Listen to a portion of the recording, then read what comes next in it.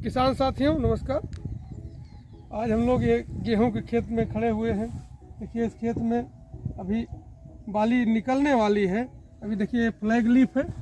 Flag leaf के बाद जब बन जाती है तो उसमें बाली निकलने वाला हो जाता है। अंदर इसमें बालियां बनी रहती हैं, धीरे धीरे वो फिर निकलने वाली होती हैं। ये बगल देखिए, इस बगल दिखाइए ज़रा सा, ये खेत है। देखिए इसमें बालियाँ कुछ शुरू हो गई निकलना।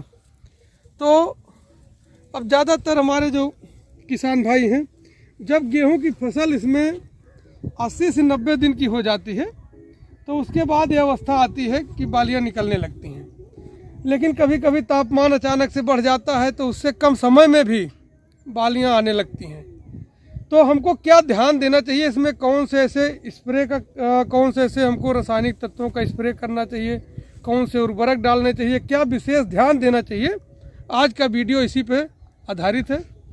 तो साथियों, जैसे जब इस फ्लैग लीफ बन जाए, आपको लगे कि अब गेहूं में बाली निकलने वाली है, तो उस समय जो है हमको खेत में इस बात का विशेष ध्यान देना है कि किसी पोषक तत्व की कमी न होने पावे जिसकी ज़्यादा ज़रूरत पड़ती है।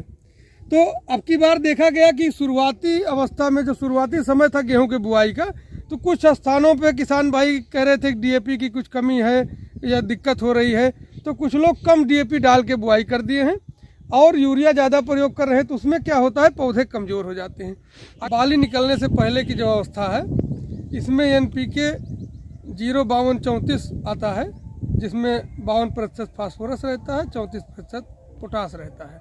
तो उसका घोल बनाते हैं। कितना घोल बनाते हैं? 150 लीटर पानी में, 150 लीटर पानी में 1.5 किलोग्राम जो है इसमें इसका प्रयोग करते हैं। और इसी में चिलेटेड जिंक 100 ग्राम और बोरान 20% का आता है, उसको 100 ग्राम मिला लेते हैं।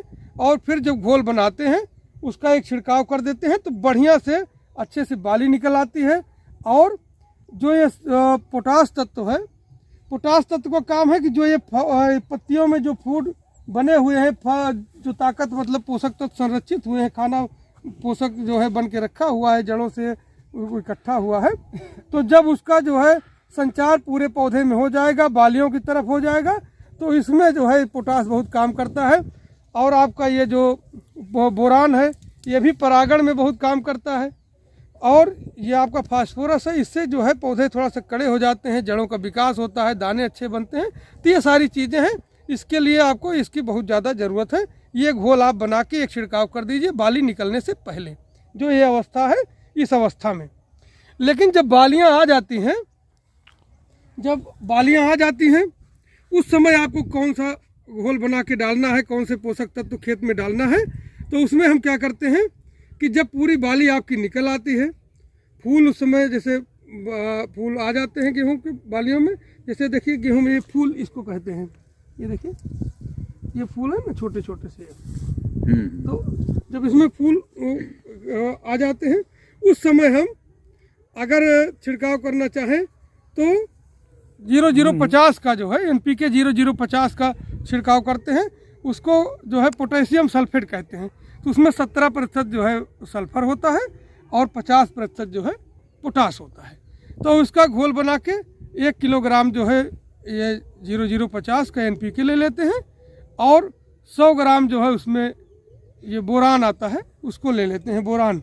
इसको दोनों को मिला लेते हैं और एक छिड़काव कर देते हैं 150 लीटर पानी में घोल बनाकर। तो उससे क्या होगा कि जो दाने हैं वो दाने स्वस्थ हो जाएंगे, वजनदार हो जाएंगे और हर मतलब बाली के हर उसमें जो है वो दाने बन जाएंगे। उत्पादन आप देखेंगे कि सिर्फ यही स्प्रे करने से उत्पादन आपका ढेर बढ़ जाएगा। लगभग 20-25% उत्पादन आपको ज़्यादा मिलेगा, ज़्यादा अच्छी क्वालिटी का बीज तैयार होगा। और अगर उसमें इस समय अगर जैसे आप देखते होंगे कि जैसे जब ये समझिए कि पौधे का गर्भावस्था का वो समय है, तो इस समय विशेष ध्यान देने की ज़रूरत रहती है। और उस समय तक उत्पादन तक, जब बाली निकलने के समय से और उत्पादन प्राप्त होने तक विशेष ध्यान देना है।